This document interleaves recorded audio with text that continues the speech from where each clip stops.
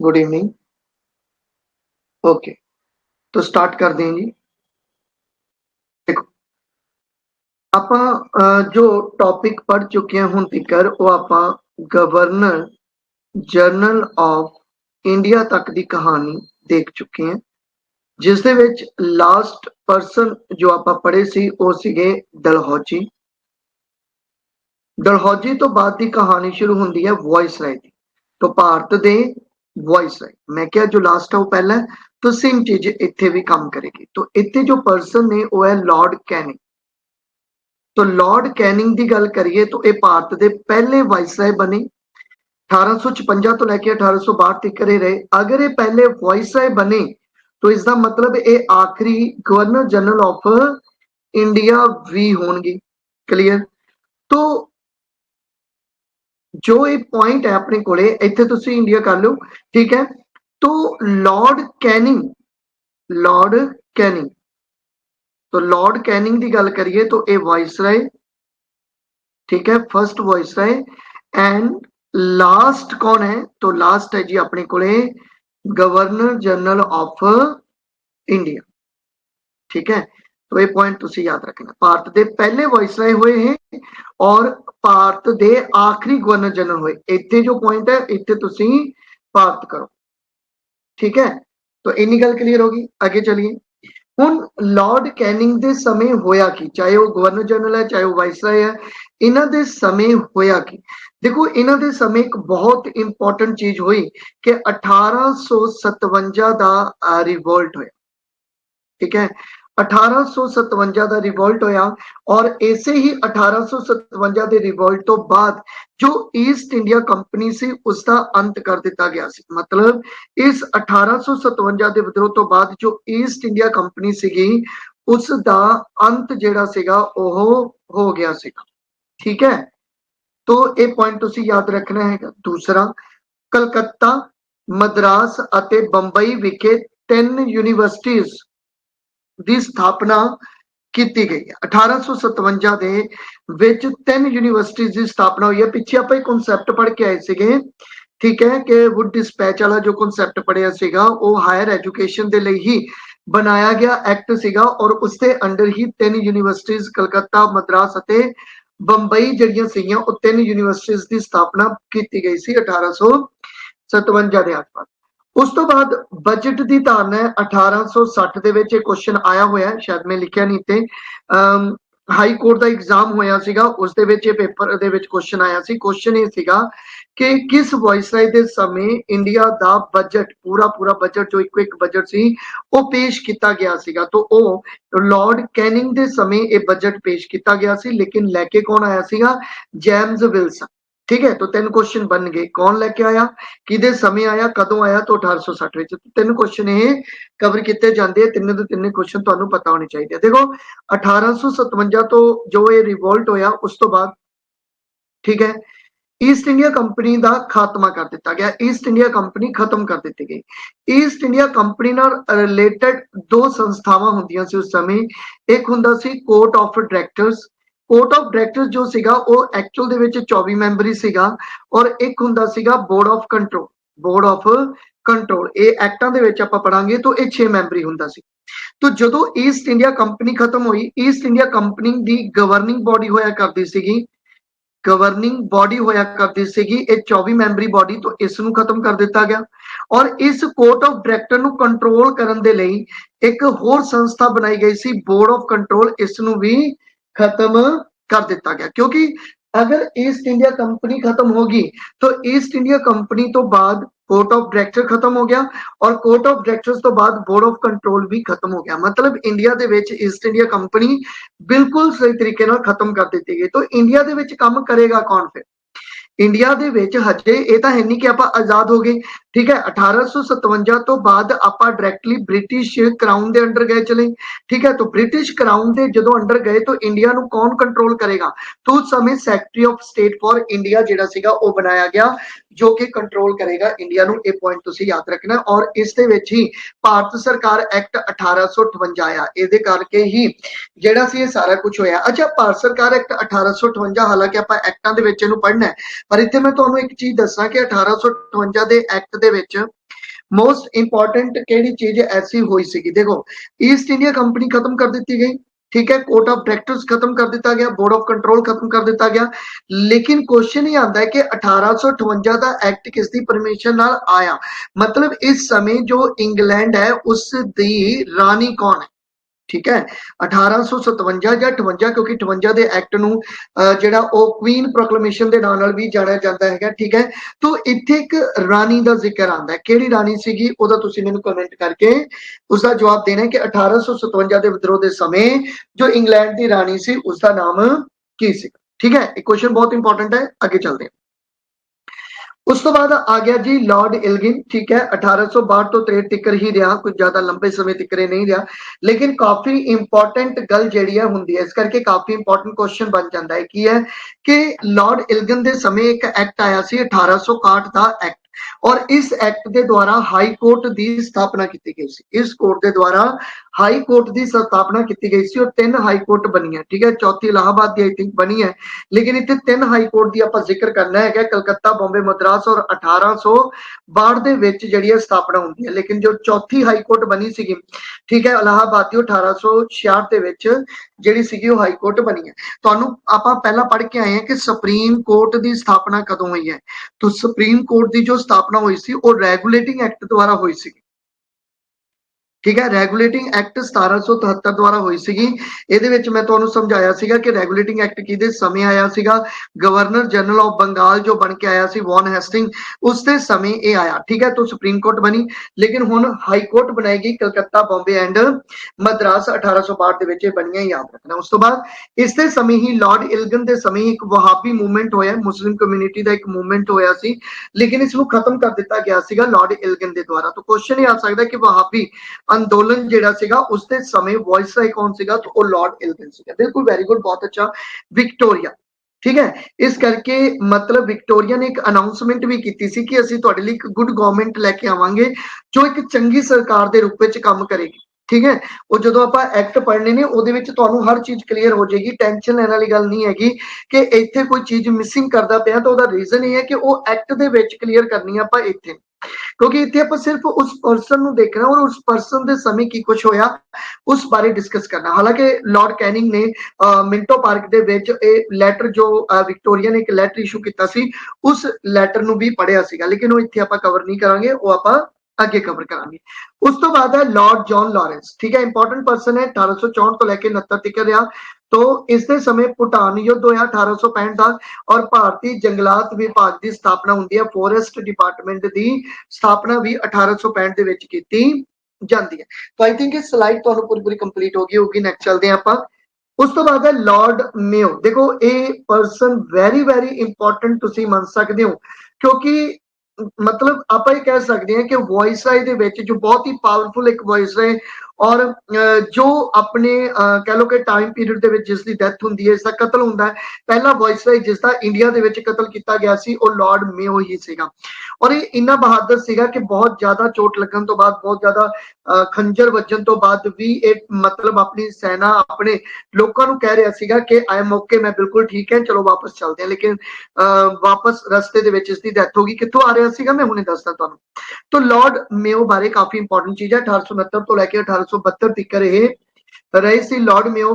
और इस दे समय देखो लॉर्ड मेयो का कतल हुंदा है, ठीक है, और गांधी का जन्म होया इस समय। लॉर्ड मेयो जिस समय वायसराय है इंडिया दे उस समय हजे महात्मा गांधी का जन्म होया 2/10/1869। तो क्वेश्चन आ जाए कि महात्मा गांधी के जन्म के समय इंडिया का वायसराय कौन सी, लॉर्ड मेयो, ठीक है। भारत की पहली जनगणना 1871 ਦੇ ਵਿੱਚ लॉर्ड मेयो ਦੇ ਸਮੇਂ ਹੋਈ, लेकिन अनऑफिशियल एक्चुअल ਦੇ ਵਿੱਚ ਇਹ ਸੀਗੀ, ਇਹ याद रखना लॉर्ड रिपन ਦੇ ਸਮੇਂ ऑफिशियल सेंसस ਜਿਹੜੀ ਸੀ ਕੀਤੀ ਗਈ ਸੀ 10 ईयर तो बाद 10 ਸਾਲਾਂ बाद सेंसस ਜਿਹੜੀ ਉਹ ਕੀਤੀ ਜਾਂਦੀ ਹੈ। तो भारत की पहली जो जनगणना ਸੀ, लेकिन ਇਹ अनऑफिशियल जनगणना ਸੀਗੀ 1871 ਵਿੱਚ लॉर्ड मेयो ਦੇ ਸਮੇਂ ਇਹ जनगणना ਹੋਈ ਸੀਗੀ। देखो इस समय की ਸੀਗਾ कि जो रूलर सीगे, जो इंडियन रूलर है, ठीक है, इंडियन रूलर्स की जो फैमिली सी, जो बच्चे सीगे उन्होंने, चाहे वो मेल है चाहे वो फीमेल है, मतलब चाहे वो लड़की है चाहे वो लड़का है, ਉਹਨਾਂ ਨੂੰ ਆਮ ਸਕੂਲਾਂ ਦੇ ਵਿੱਚ ਪੜ੍ਹਨਾ ਪੈਂਦਾ ਸੀ। तो ਇਹ ਰਾਜੇ ਥੋੜਾ ਜਿਹਾ ਇਤਰਾਜ਼ ਕਰਦੇ ਸੀਗੇ ਕਿ ਅਸੀਂ ਆਪਣੇ ਬੱਚਿਆਂ ਨੂੰ, ਕਿਉਂਕਿ ਉਹ ਆਉਣ ਵਾਲੇ ਰਾਜਾ ਰਾਣੀ ਨੇ, तो ਅਸੀਂ ਆਮ ਸਕੂਲਾਂ ਦੇ ਵਿੱਚ ਉਹਨਾਂ ਨੂੰ ਨਹੀਂ ਪੜ੍ਹਾਉਣਾਗਾ, ਵੀ ਸਾਡੇ ਲਈ ਮਤਲਬ ਅਲੱਗ ਸਕੂਲ ਖੋਲੋ। ਵੈਸੇ ਤਾਂ ਉਹਨਾਂ ਨੂੰ ਇਹ ਕਿਹਾ ਗਿਆ ਤੁਸੀਂ ਫੋਰਨ ਭੇਜ ਦਿਓ। ਉਹ ਕਹਿੰਦੇ ਵੀ ਫੋਰਨ ਸਾਡਾ ਖਰਚਾ ਬਹੁਤ ਜ਼ਿਆਦਾ ਹੋ ਜਾਂਦਾ ਹੈ, ਤੇ ਸਾਡੇ ਇੰਡੀਆ ਦੇ ਵਿੱਚ ਹੀ ਕੁਝ ਐਸੇ ਸਕੂਲ ਹੋਣ ਜਿਨ੍ਹਾਂ ਦੇ ਵਿੱਚ ਸਿਰਫ ਰਾਜੇ ਰਾਣੀਆਂ ਦੇ ਬੱਚੇ ਹੀ ਪੜ੍ਹਨ, ਮਤਲਬ ਕੁਝ ਜੋ ਰਾਜਕੁਮਾਰ ਜਾਂ ਰਾਜਕੁਮਾਰੀਆਂ ਹੀ ਜਿਹੜਾ ਉਹ ਪੜ੍ਹ ਸਕਣ। तो लॉर्ड मेयो ने 2 ਸਕੂਲ ਫਿਰ ਉਹ ਸਥਾਪਨਾ ਕੀਤੀ ਸੀ। ਅਜਮੇਰ ਵਿੱਚ ਇੱਕ ਸਕੂਲ ਲॉर्ड मेयो ਸਕੂਲ ਜਿਹੜਾ ਸੀ ਉਹ ਬਣਾਇਆ ਗਿਆ ਸੀਗਾ। ਫਿਰ ਠੀਕ ਹੈ, ਰਾਜਕੋਟ ਸਕੂਲ ਗੁਜਰਾਤ, ਇਹ 2 ਸਕੂਲ ਜਿਹੜੇ ਸੀਗੇ ਉਹ ਬਣਾਏ ਗਏ ਸੀਗੇ, ਜਿੱਥੇ ਮਤਲਬ ਰਾਜਿਆਂ ਦੇ ਬੇਟੇ ਬੇਟੀਆਂ ਹੀ ਪੜ੍ਹਦੇ ਸੀਗੇ। ਅੱਜ ਵੀ ਇਹ ਸਕੂਲ ਹੈਗੇ ਨੇ, ਔਰ ਜਿੱਥੇ ਥੋੜੇ ਜਿਹੇ ਪੋਲੀਟੀਕਲੀ ਜਾਂ ਮਤਲਬ ਆਫੀਸਰ ਗ੍ਰੇਡ ਜਿਹੜਾ ਉੱਥੇ ਇਹ ਪੜ੍ਹਦੇ ਸੀਗੇ। तो ਇਹ ਪੁਆਇੰਟ ਤੁਸੀਂ ਜਿਹੜਾ ਹੈਗਾ ਉਹ ਯਾਦ ਰੱਖਣਾ। ਉਸ ਤੋਂ ਬਾਅਦ ਹੁਣ ਕੀ ਹੈ ਕਿ ਲॉर्ड ਜੋ ਮੇਓ ਹੈ, ਲॉर्ड ਮੇਓ ਨੂੰ ਸ਼ੌਂਕ ਸੀਗਾ ਐਕਚੁਅਲ ਦੇ ਵਿੱਚ ਘੁੰਮਣ ਫਿਰਨ ਦਾ। ਠੀਕ ਹੈ, ਲॉर्ड ਮੇਓ ਨੂੰ ਸ਼ੌਂਕ ਸੀਗਾ ਐਕਚੁਅਲ ਦੇ ਵਿੱਚ ਘੁੰਮਣ ਫਿਰਨ ਦਾ, ਕਿ ਬਈ ਚਲੋ ਟਰੈਵਲਿੰਗ ਕੀਤੀ ਜਾਵੇ। ਹੁਣ ਇਹ ਕੀ ਹੈ ਕਿ ਲॉर्ड ਮੇਓ ਆਪਣੇ ਕਾਰਜਕਾਲ ਦੇ ਵਿੱਚ ਅੰਡੇਮਾਨ ਨਿਕੋਬਾਰ ਦੇ ਵਿੱਚ ਘੁੰਮਣ ਜਾਂਦੇ ਨੇ। ਠੀਕ ਹੈ, ਤੁਹਾਨੂੰ ਪਤਾ ਉੱਥੇ ਜੇਲ੍ਹ ਸੀਗੀ, ਤਾਂ ਉੱਥੇ ਉਹ ਘੁੰਮਣ ਜਾਂਦੇ ਨੇ, ਮੁਆਇਨਾ ਕਰਨ ਜਾਂਦੇ ਨੇ।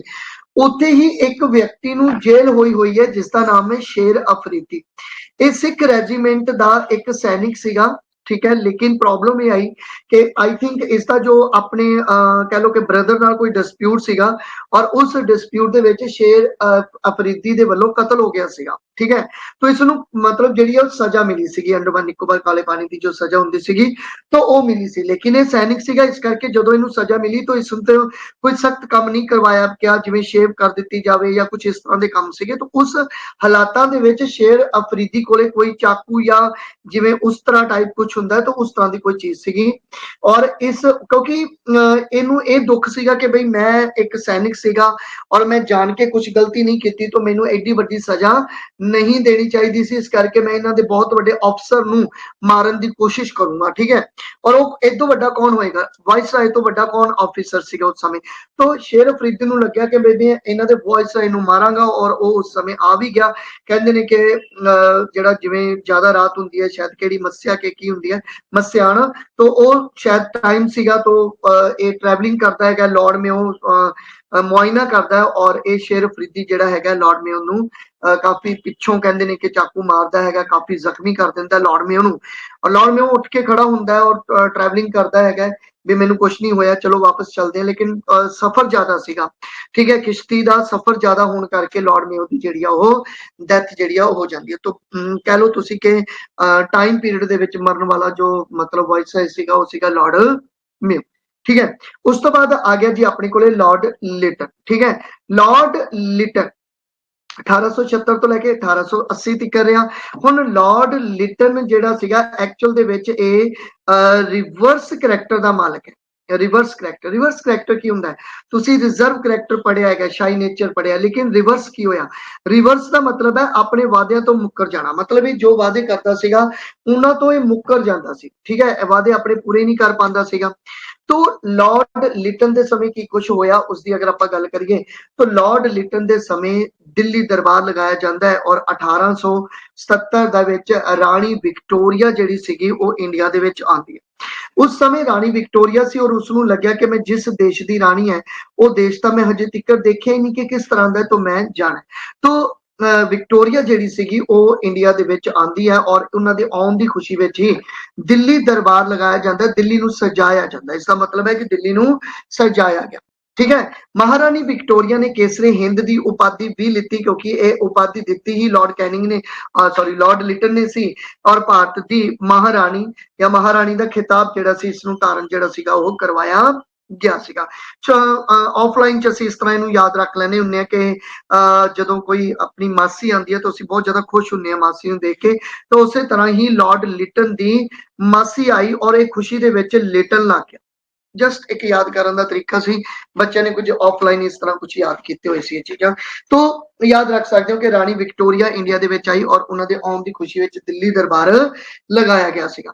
ਹੁਣ ਇੱਥੇ ਇੰਪੋਰਟੈਂਟ ਗੱਲ ਹੈ ਕਿ ਲਾਰਡ ਲਿਟਨ ਆਪਾਂ ਦੇਖ ਕੇ ਆਏ ਕਿ ਵਰਨੀਕੂਲਰ ਪ੍ਰੈਸ ਐਕਟ ਤੋਂ ਰੋਕਾਂ ਕਿਸਨੇ ਹਟਾਈਆਂ ਸੀਗੀਆਂ ਤਾਂ ਮੈਟਕੈਫ ਨੇ ਰੋਕਾਂ ਹਟਾਤੀਆਂ ਸੀਗੀਆਂ ਲੇਕਿਨ ਇਸ ਨੂੰ ਦੁਬਾਰਾ ਰੋਕਾਂ ਲਗਾਤੀਆਂ ਲਾਰਡ ਲਿਟਨ ਨੇ ਤਾਂ ਵਰਨੀਕੂਲਰ ਪ੍ਰੈਸ ਐਕਟ ਤੇ ਜੋ ਸੀਗੀਆਂ ਉਹ ਦੁਬਾਰਾ ਜਿਹੜੀਆਂ ਸੀਗੀਆਂ ਉਹ ਰੋਕਾਂ ਲਗਾ ਦਿੱਤੀਆਂ ਗਈਆਂ ਸੀ 1878 ਦੇ ਵਿੱਚ ਇਹ ਪੁਆਇੰਟ ਤੁਸੀਂ ਯਾਦ ਰੱਖਣਾ ਔਰ ਅਸਲਾ ਐਕਟ ਮਤਲਬ ਆਮ ਐਕਟ ਵੀ ਲੈ ਕੇ ਆਂਦਾ ਸੀ ਇਸਨੇ ਆਮ ਐਕਟ ਵੀ ਜਿਹੜਾ ਸੀਗਾ ਉਹ ਲੈ ਕੇ ਆਂਦਾ 1878 ਦਾ ਔਰ ਦੂਜੀ ਅਫਗਾਨ ਜੰਗ 1878 80 ਦੇ ਵਿੱਚ ਜਿਹੜੀ ਹੈ ਇਹਦੇ ਸਮੇਂ ਹੀ ਹੁੰਦੀ ਹੈ ਸਿਵਲ ਸਰਵਿਸ ਦੀ ਉਮਰ ਘਟਾ ਦਿੱਤੀ ਗਈ ਇਸ ਸਮੇਂ ਇੰਡੀਅਨ ਸਿਵਲ ਸਰਵਿਸ ਦੀ ਪ੍ਰੀਖਿਆ ਕਾਫੀ ਲੋਕ ਪਾਸ ਕਰਨ ਲੱਗੇ ਕਾਫੀ ਬੱਚੇ ਪਾਸ ਕਰਨ ਲੱਗੇ तो इस करके इन्होंने लग्या कि भाई उम्र थोड़ी घटा दी जाए कि 19 साल का इंडियन बच्चा सिविल सर्विस की प्रीख्या देना थोड़ा जिहा औखा हो जाएगा उसलिए तो यही कारण रहा कि 21 साल तो जी उम्र है वो 19 साल कर दी गई इंपॉर्टेंट क्वेश्चन है याद रख लो कि सिविल सर्विस की जो उम्र है वो घटाई गई सी किस दे समय घटाई गई सी लॉर्ड लिटन के समय जी सी उम्र घटा दी गई सी तो ये भी पॉइंट आप याद रखना है उस तो बाद आई थिंक ये स्लाइड तुहानू समझ आ गई होएगी तो इस स्लाइड तो बाद आप अगे चलते हैं अगली स्लाइड आप देखते हैं कि उस तो बाद कौन आया तो उस तो बाद है लॉर्ड रिपन ये भी इंपॉर्टेंट है क्योंकि बहुत ज्यादा इंपॉर्टेंट है ठीक है क्यों इंपॉर्टेंट है क्योंकि इसके समय काफी कुछ इंपॉर्टेंट होया 80 तो 84 तक रहा और इसके समय पहला तो 1881 ਦੇ ਵਿੱਚ फैक्ट्री एक्ट आंदा जी पहला फैक्ट्री एक्ट ਜਿਹੜਾ ਸੀਗਾ ਉਹ ਲਾਰਡ ਰਿਪਨ ਦੇ ਸਮੇਂ ਆਇਆ ਔਰ ਇਸ ਫੈਕਟਰੀ ਐਕਟ ਦੇ ਵਿੱਚ ਜੋ ਚਾਈਲਡ ਲੇਬਰ ਸੀ ਬਾਲ ਮਜ਼ਦੂਰੀ ਸੀ ਉਸ ਤੇ ਰੋਕ ਲਗਾਈ ਗਈ ਦੋ ਫੈਕਟਰੀ ਐਕਟ ਤੁਸੀਂ ਯਾਦ ਰੱਖ ਸਕਦੇ ਹੋ ਪਹਿਲਾ ਅਤੇ ਦੂਜਾ ਪਹਿਲਾ 1881 ਵਿੱਚ ਆਇਆ ਔਰ ਫਿਰ 10 ਸਾਲਾਂ ਬਾਅਦ 1891 ਦੇ ਵਿੱਚ ਆਇਆ तो दोनों इंपॉर्टेंट ने दोनों याद रख सकते तो बाल मजदूरी ते रोक लगाई गई ठीक है 1881 मतलब कि अगर आप कह दी कि उस समय बरूद की फैक्ट्री या मतलब इस तरह दी जो फैक्ट्रियां सीगियां उन्हां विच जो बच्चे सीगे उन्हां नूं काम कराउण तो रोकिया गया ठीक है उस तो बाद वर्निकुलर प्रेस एक्ट जिहड़ा सी 1882 उसनूं भी रद्द कर दिता गया इसने दोबारा फिर हुण आ भी इंपॉर्टेंट है 1882 का एक लोकल सेल्फ गवर्नमेंट एक्ट लेके आता है ठीक है तो एक इस एक्ट के द्वारा लोकल सेल्फ गवर्नमेंट की स्थापना उस समय की गई इस करके आप लॉर्ड रिपन ही father of the local self government के नाम नाल इसनूं जानते हैं तो father of local self government इसनूं क्या जाता है 1882 ਦੇ ਵਿੱਚ एक्ट आया सी इंपॉर्टेंट है याद रखना है उस तो बाद लॉर्ड रिपन के समय सिक्ख्या का हंटर कमीशन आया ठीक है तो 1882 ਦੇ ਵਿੱਚ ਹੰਟਰ ਕਮਿਸ਼ਨ ਆਇਆ ਪੁਆਇੰਟ ਯਾਦ ਰੱਖਣਾ ਔਰ ਅਲਬਰਟ ਬਿੱਲ ਆਇਆ ਇਸ ਅਲਬਰਟ ਬਿੱਲ ਨੂੰ ਤੁਸੀਂ ਹੋਰ ਕਿਸ ਨਾਲ ਜਾਣ ਸਕਦੇ ਹੋ ਦੇਖੋ ਇਹ ਅਲਬਰਟ ਬਿੱਲ ਹੈ ਜਿਸ ਨੂੰ ਤੁਸੀਂ ਚਿੱਟਾ ਵਿਦਰੋਹ ਵੀ ਬੋਲ ਸਕਦੇ ਹੋ ਚਿੱਟਾ ਵਿਦਰੋਹ ਕਿਉਂ ਕਿਉਂਕਿ ਇਹ ਜੋ ਵਿਦਰੋਹ ਹੋਇਆ ਸੀ ਅਲਬਰਟ ਬਿੱਲ ਦੇ ਅਗੇਂਸਟ ਇੱਕ ਜੋ ਵਿਦਰੋਹ ਹੋਇਆ ਸੀ ਇਹ ਐਕਚੁਅਲ ਦੇ ਵਿੱਚ ਅੰਗਰੇਜ਼ਾਂ ਨੇ ਇਹ ਵਿਦਰੋਹ ਕੀਤਾ ਸੀ ਔਰ ਖਾਸ ਕਰਕੇ ਔਰਤਾਂ ਨੇ ਜੋ ਅੰਗਰੇਜ਼ ਔਰਤਾਂ ਸੀਗੀਆਂ ਉਹਨਾਂ ਨੇ ਇਹ ਵਿਦਰੋਹ ਜਿਹੜਾ ਸੀਗਾ ਉਹ ਕੀਤਾ ਸੀ ਇਹ ਅਲਬਰਟ ਬਿੱਲ ਹੈ ਕੀ ਸੀਗਾ ਐਕਚੁਅਲ ਦੇ ਵਿੱਚ ਇਹ ਬਿੱਲ ਇਸ ਤਰ੍ਹਾਂ ਦਾ ਸੀਗਾ ਕਿ ਜੋ ਆਪਣੇ ਇੰਡੀਅਨ ਜੱਜ ਨੇ ਨਾ ਉਹ ਜੋ ਅੰਗਰੇਜ਼ ਹੈ ਉਹਨਾਂ ਦੇ ਕੇਸ ਉਹ ਨਹੀਂ ਸੁਣ ਸਕਦੇ ਪਹਿਲਾਂ ਇਹ ਕਹਾਣੀ ਸੀ ਕਿ ਜੋ ਇੰਡੀਅਨ ਜੱਜ ਹੈ ਉਹ ਅੰਗਰੇਜ਼ਾਂ ਦੇ ਕੇਸ ਜਿਹੜੇ ਆ ਉਹਨਾਂ ਦੀ ਸੁਣਵਾਈ ਨਹੀਂ ਕਰ ਸਕਦੇ ਠੀਕ ਹੈ ਲੇਕਿਨ ਲਾਰਡ ਰਿਪਨ ਨੇ ਇੱਕ ਬਿੱਲ ਪਾਸ ਕੀਤਾ ਜਿਹਦੇ ਵਿੱਚ ਜਿਹੜੇ ਇੰਡੀਅਨ ਜੱਜ ਹੈ ਉਹ ਅੰਗਰੇਜ਼ਾਂ ਦੇ ਕੇਸਾਂ ਦੀ ਸੁਣਵਾਈ ਕਰ ਸਕਦੇ ਆ लेकिन जो औरतां सीगियां उन्होंने इसका काफी विरोध उठाया क्योंकि उन्होंने लग्या कि इंडियन लोग अपनियां औरतां नूं तां मतलब आजादी दे नहीं पाते उन्होंने तां राइट दे नहीं पाते तो ये साडे लई फैसला की करनगे या मतलब अंग्रेजां लई ये फैसला की करनगे और अंग्रेजां तो सुपीरियर तो कोई भी नहीं चाहे वो जज ही क्यों ना बन गया होवे वो अंग्रेजां तो सुपीरियर नहीं है तो साडे लई फैसला कौन करेगा तो इस बिल नूं लैके तां आंदा लेकिन एक महीने दे विच विच ये बिल वापस लेना पिया क्योंकि बहुत ज्यादा विद्रोह जिहड़ा सीगा वो शुरू हो गया सीगा तो ये पॉइंट भी इंपॉर्टेंट है इस पॉइंट नूं भी तुसीं याद रख सकते हो उस तो बाद अपने को आंदा जी लॉर्ड डफरिन 1884 तो लैके 1888 तक का टाइम पीरियड है और इसके समय की होया देखो लॉर्ड डफरिन डफर दा मतलब हुंदा है मूर्ख तो इसके समय इंडियन नेशनल कांग्रेस की स्थापना होंदी है ठीक है इंडियन नेशनल कांग्रेस की स्थापना होंदी है जल्दी जल्दी तुसीं मैनूं दसो कि इंडियन नेशनल कांग्रेस के पहले प्रेसिडेंट कौन सीगे तो इंडियन नेशनल कांग्रेस की स्थापना होंदी है और तुसीं इसनूं इस तरह याद रख सकते हो कि यह डफर ही निकलिया क्योंकि इसने इंडियन नेशनल कांग्रेस की स्थापना करन दित्ती क्योंकि इंडियन नेशनल कांग्रेस के जतनां सदका ही देश की आजादी कुछ समा पहला हो गया हो सकता है कि इंडियन नेशनल कांग्रेस ना हुंदी तो वो इन्ना ज्यादा दबाव ना पाती तो कुछ टाइम होर आपां नूं लग जांदा देश की आजादी लैण दे लई जस्ट एक प्रिडिक्शन है कोई ये फिक्स डाटा नहीं है जस्ट याद करने का एक तरीका दस रहा मैं तो इंडियन नेशनल कांग्रेस की स्थापना 1885 में हुई और इस समय वाइसराय कौन सीगा तो उसी लॉर्ड डफरिन 1884 तो लेके 1888 तक ये रहे सीगे। ठीक है, एक ही पॉइंट याद रखना तुसी इन्हां दा कि इंडियन नेशनल कांग्रेस की स्थापना जिहड़ी हुई है, मैं तुहानूं पुछिया कि इंडियन नेशनल कांग्रेस दे पहले प्रेजिडेंट जिहड़े सीगे वो कौन सी, तुसी मैनूं कमेंट करके दसोगे। अगे आ गया अपने कोले लॉर्ड एलैंसडाउन 88 तो लैके 94 तक रहा और इसके समय मैं तुहानूं दस्सिया सी कि दूसरा फैक्ट्री एक्ट आंदा है। दूसरा फैक्ट्री एक्ट 10 साल बाद आया 1891 दे विच, तो 1891 दे विच आया। इसदे विच लेबर दे घंटे फिक्स करते कि 8 घंटे जिहड़ा हैगा वो किसी तो लेबर करवानी है और 8 घंटे दी ही सैलरी दित्ती जाएगी। अगर मतलब एक्स्ट्रा काम करवाना तो उसको एक्स्ट्रा सैलरी प्रोवाइड की जाएगी और एक दिन की छुट्टी है। जरूरी नहीं कि संडे की छुट्टी है, क्योंकि उस समय फैक्ट्रीज दे विच ਜਿਹੜਾ ਸੀਗਾ ਉਹ ਕੀ ਕਹਿ ਸਕਦੇ ਹਾਂ ਕਿ ਆਪਾਂ ਸ਼ਿਫਟਿੰਗ ਲੱਗਦੀ ਸੀਗੀ, तो इस करके शिफ्ट ਦੇ ਅਕੋਰਡਿੰਗ ਇੱਕ ਦਿਨ ਦੀ ਜਿਹੜੀ ਆ ਉਹ ਪੂਰੇ ਹਫਤੇ ਦੇ ਵਿੱਚ ਇੱਕ ਦਿਨ ਦੀ ਛੁੱਟੀ ਜਿਹੜੀ ਆ ਉਸ ਦਾ ਐਲਾਨ ਜਿਹੜਾ ਸੀਗਾ ਉਹ ਕੀਤਾ ਗਿਆ ਸੀ। तो दूसरा फैक्ट्री एक्ट 1891 लेबर ਦੇ ਘੰਟੇ ਫਿਕਸ ਕੀਤੇ ਗਏ, ਇੱਕ ਦਿਨ ਦੀ ਛੁੱਟੀ ਦੇਣੀ ਮਨਜ਼ੂਰ ਜਿਹੜੀ ਸੀਗੀ ਉਹ ਕੀਤੀ ਗਈ। ਇਹ ਪੁਆਇੰਟ ਇੰਪੋਰਟੈਂਟ ਹੈ, याद रखियो। ਉਸ ਤੋਂ ਬਾਅਦ ਭਾਰਤੀ ਕੌਂਸਲ ਐਕਟ 1892 ਆਂਦਾ। ਠੀਕ ਹੈ, तो 1892 ਦਾ ਇੱਕ ਐਕਟ ਹੈ, ਐਕਟਾਂ ਦੇ ਵਿੱਚ ਇਹਨੂੰ ਡਿਸਕਸ ਕਰਾਂਗੇ ਔਰ ਉਸ ਤੋਂ ਬਾਅਦ ਹੀ ਦੁਰੰਡ ਕਮਿਸ਼ਨ ਦੀ ਸਥਾਪਨਾ ਹੁੰਦੀ ਹੈ। ਦੁਰੰਡ ਲਾਈਨ ਤੁਹਾਨੂੰ ਪਤਾ ਹੀ ਹੈ ਕਿ ਇਹ ਲਾਈਨ ਜਿਹੜੀ ਹੈਗੀ ਆ ਉਹ इंडिया ते अफगानिस्तान की मन्नी जाती सी। अगर आप पीओके नू अपना हिस्सा मानते हैं तो इसकी जी बाउंड्री लाइन है वो इंडिया ते अफगानिस्तान की बन जूगी। लेकिन अगर ये कब्जे वाली गल करिए तो फिर ये पाकिस्तान अते मतलब जिहड़ा हैगा वो अफगानिस्तान की जिहड़ी बाउंड्री लाइन है। तो लेकिन उस समय 1893 विच दुरंड कमीशन की स्थापना की गई, जिसके तहत दुरंड लाइन भारत ते अफगानिस्तान दे विच जिहड़ी सीगी ये दुरंड लाइन जिहड़ी सी वो बनाई गई सी। बिल्कुल ठीक है। इंडियन नेशनल कांग्रेस के जो पहले प्रेसिडेंट सीगे वो सीगे अपने कोले डब्ल्यू.सी. बैनर्जी और इंडियन नेशनल कांग्रेस की जो स्थापना की गई सी, जो फाउंडर इसके मन्ने जाते हैं वो कौन फाउंडर मन्ने जाते हैं, तो ये भी तुसी मैनू कमेंट करो। और अज के सैशन दे विच आपां हिस्टरी दे जो सब्जेक्ट दे विच आपां इत्थों तिकर करांगे। ये पार्ट जिहड़ा हैगा वो 3 मैं कंप्लीट करता, कल नूं आखिरी अते लास्ट पार्ट जिहड़ा है वो आपां कल नूं करके ये पूरा दा पूरा टॉपिक तुहाडा हैगा फिनिश हो जाएगा। ओके ठीक है जी। तो अपने कोले अज का जो पार्ट है पार्ट नंबर 4 नूं आपां डिस्कस करते पे हैं। पार्ट 1 पार्ट 2 पार्ट 3 कंप्लीट हो चुके ने। ठीक है, इन्हां दी वीडियोस तुसी देख लियो, अच्छी तरह इस टॉपिक नूं तैयार कर लियो, क्योंकि अगर ये टॉपिक अज कंप्लीट हो जाता है तो सैटरडे तुहाडा ये टेस्ट होएगा। ठीक है, तो इस तो बाद अपना जो वाइसराय है वो है लॉर्ड इल्गिन टू जी। ठीक है, अच्छा लॉर्ड इल्गिन टू 1894 तो लैके 1899 तक ये रहा और इसके समय महान अकाल मतलब एक सोका पैंदा है 1895 ਦੇ ਵਿੱਚ ਇੱਕ ਸੋਕਾ ਜਿਹੜਾ ਹੈਗਾ ਉਹ ਪੈਂਦਾ ਹੈ ਔਰ ਇਸ ਸੋਕੇ ਕਾਰਨ ਜੋ ਕਿਸਾਨ ਕਾਫੀ ਦੁਖੀ ਹੋਏ, ਕਿਸਾਨਾਂ ਨੂੰ ਪ੍ਰੋਬਲਮ ਆਣੀ ਸ਼ੁਰੂ ਹੋਈ। तो इस चीज के लिए एक लायल कमीशन बिठाया गया ਸੀ। रेयर चांस है कि तुहानू ये क्वेश्चन पूछा जाए, पर फिर भी अगर क्वेश्चन आंदा है तो तुहानू ये पूछा जा सकता है कि लायल कमीशन दे समय वाइसराय कौन सीगा, तो लॉर्ड इल्गिन सीगा। ठीक है, उस तो बाद आ गया जी अपने को Lord Curzon. Very very important है लॉर्ड कर्जन, क्योंकि लॉर्ड कर्जन के समय काफी कुछ इंपॉर्टेंट होया। की इंपॉर्टेंट होया, पहला तो इन्हों का टाइम पीरियड देख लो। लॉर्ड कर्जन का टाइम पीरियड है 1899 तो लैके 1905 तक का। पहली इंपॉर्टेंट गल हुई कि लॉर्ड कर्जन के समय विक्टोरिया की डेथ हो जाती है जी।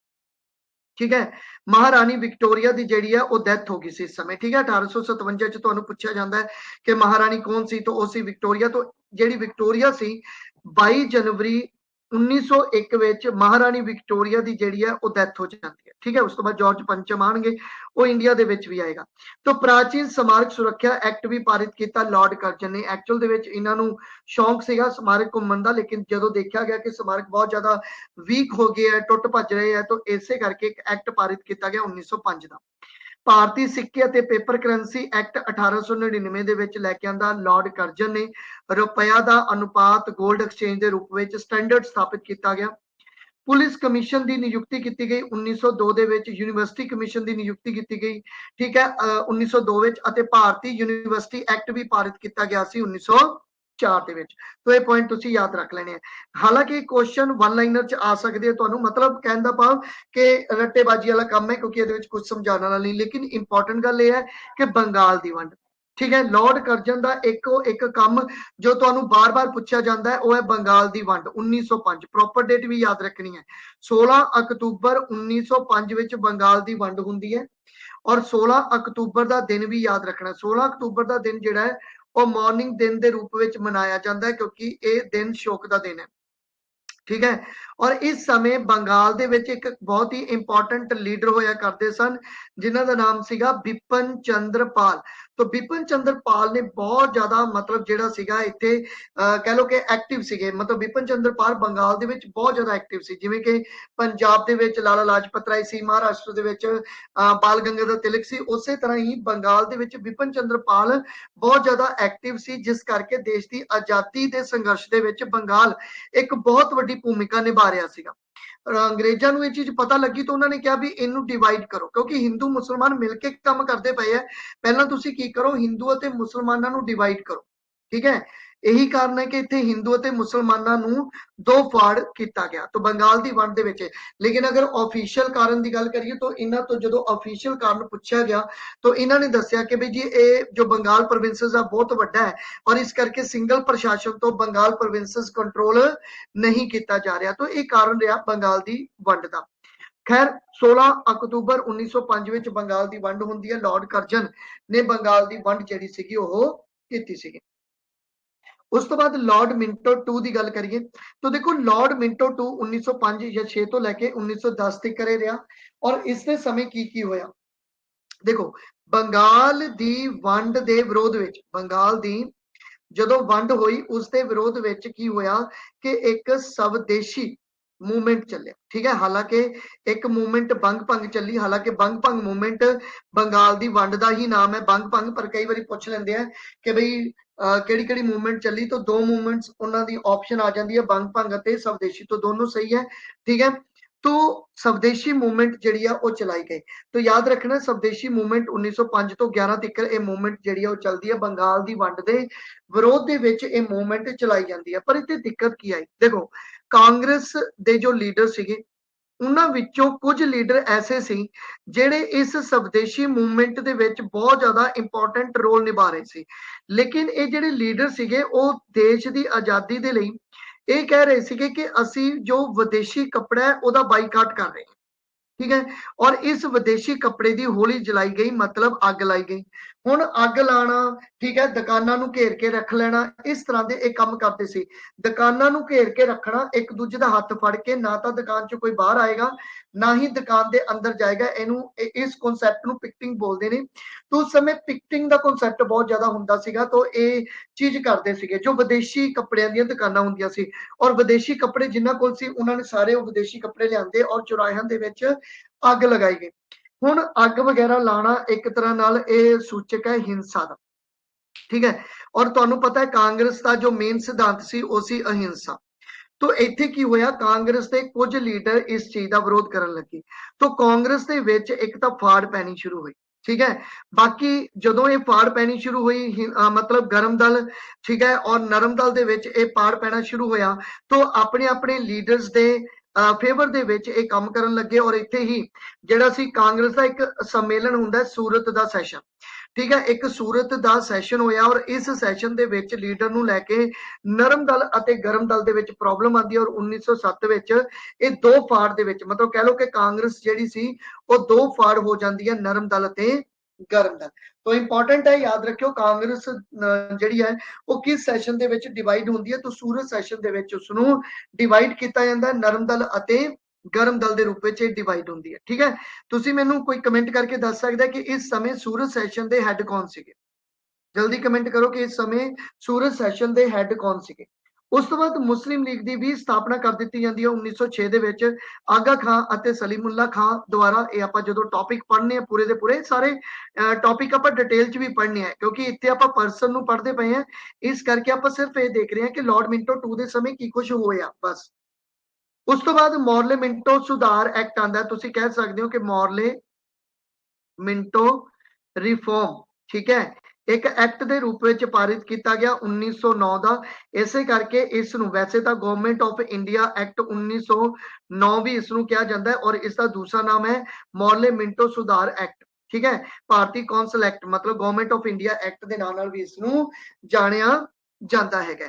ਤੋ ਇਹ ਸੀ ਲਾਰਡ ਮਿੰਟੋ 2 ਦੇ ਸਮੇਂ, ਠੀਕ ਹੈ, ਜੋ ਤੁਸੀਂ ਕਹਿ ਸਕਦੇ ਹੋ ਕਿ ਦੇਖੋ ਇੱਥੇ ਤੁਸੀਂ ਨਾਮ ਇੱਕ ਹੋਰ ਸੁਣਦੇ ਪਏ ਹੋ ਮੌਰਲੇ। ਹੁਣ ਇਹ ਮੌਰਲੇ ਕੌਣ ਸੀ? ਮਿੰਟੋ ਤਾਂ ਤੁਹਾਨੂੰ ਪਤਾ ਹੀ ਹੈ, ਮਿੰਟੋ 2 ਜਿਹੜਾ ਹੈਗਾ ਉਹ ਆਪਣਾ ਵਾਇਸਰਾय ਹੈ, ਲੇਕਿਨ ਉਸ ਸਮੇਂ ਮੌਰਲੇ ਕੌਣ ਸੀ? ਦੇਖੋ ਮੌਰਲੇ ਉਸ ਸਮੇਂ secretary of state for India ਸੀਗੇ, ठीक है। तो ये पॉइंट तुसी याद रखना, दोनों ने मिलके मतलब ये एक्ट लेके आंदा। हालांकि इस एक्ट ने इंडिया दा भविख चेंज किया, ठीक है। बहुत खतरनाक एक्ट सी, खुद ही मनदे नहीं मिंटो ने। आई थिंक मॉरले ਨੂੰ एक लैटर लिखिया सीगा और ਉਹਦੇ ਵਿੱਚ ਉਹਨੇ ਬਕਾਇਦਾ ਇਹ ਮੰਨਿਆ ਕਿ ਜਿਹੜਾ ਅਸੀਂ ਐਕਟ ਇਹ ਲੈ ਕੇ ਆ ਰਹੇ ਹਾਂ ਨਾ, ਇਹ ਬਹੁਤ ਖਤਰਨਾਕ ਐਕਟ ਹੋਏਗਾ। ਕਿਉਂ? ਕਿਉਂਕਿ 1909 ਦੇ ਵਿੱਚ ਤੁਹਾਨੂੰ ਪਤਾ ਹੀ ਹੈ ਕਿ ਕਮਿਊਨਲ ਰਿਪਰੈਜ਼ੈਂਟੇਸ਼ਨ ਪਹਿਲੀ ਵਾਰੀ ਦਿੱਤੀ ਗਈ ਸੀ। ਕਮਿਊਨਲ ਰਿਪਰੈਜ਼ੈਂਟੇਸ਼ਨ ਦਾ मतलब कि भाई अगर कोई मतलब जिस ग्रुप का व्यक्ति वोट दे विच खड़ा होएगा, ठीक है, उस ग्रुप के मैंबर ही उसनू वोट पाएंगे, मतलब